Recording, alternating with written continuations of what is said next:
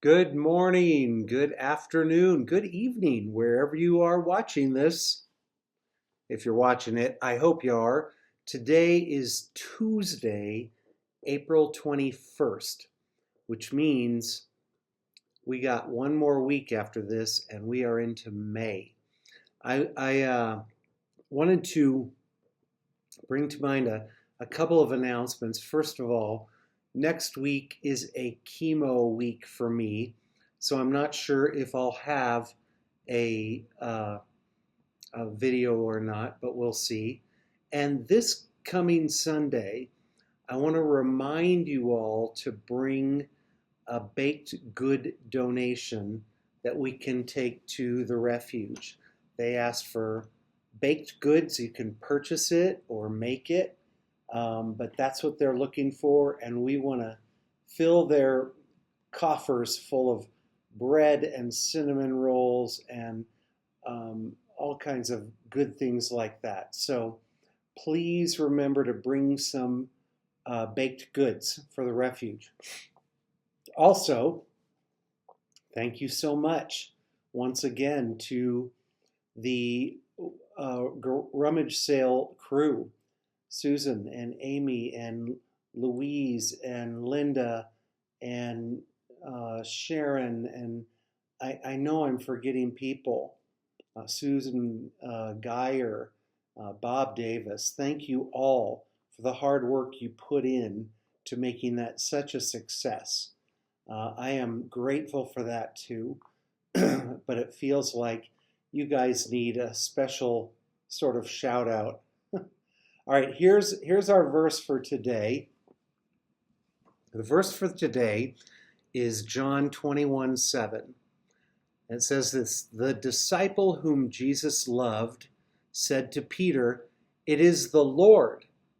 And as soon as Simon Peter heard him say that, "It is the Lord," he wrapped his outer garment around him, for he had taken it off, and jumped into the water. Okay? Peter is 100 yards offshore. All right? That's like 3 city blocks, okay, to put it in perspective. And it's a long way to swim, especially in a full-length robe. I know people who swim for exercise, but usually they're not wearing a big robe. It'd be like trying to swim in a luxury hotel robe plus pajamas plus another robe around that. It'd be ridiculous. And Peter doesn't care. He doesn't wait for the boat. He forgets about the fish. And as quickly as you can say, "Jack, be nimble," he hits the water, swimming, thrashing, gasping for air, um, and then stumbling ashore uh, as fast as he could to get to Jesus. And do you think when he got there, did he like maybe draw a line and say, "Hello, sir, Mr. Christ, may I approach?" And and Jesus would say, "I'll allow it."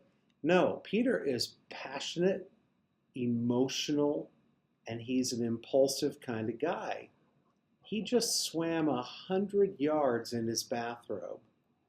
I bet, I bet you $100 that he probably ran right up to Jesus, sopping wet as laundry from the washer, and then hugged him, soaking the risen Lord.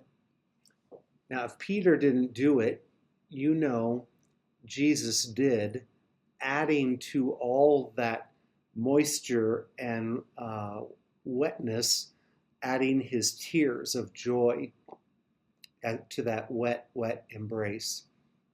That's beautiful. And that's the way to do it, my friends. Begin to make a practice of loving Jesus. Relate to him as you see his friends did in the gospel. Are you swimming directly, nonstop, whatever you can do to get there toward Jesus? He is waiting for that, and I'm not meaning literally go jump in a lake, but in your mind's eye and in your heart. Am I really getting there? Am I really caring? Not getting there. Am I caring about being closer to the risen Lord? I hope you have a great week. I know this week will be better because of chemo not happening, and I will talk to you soon.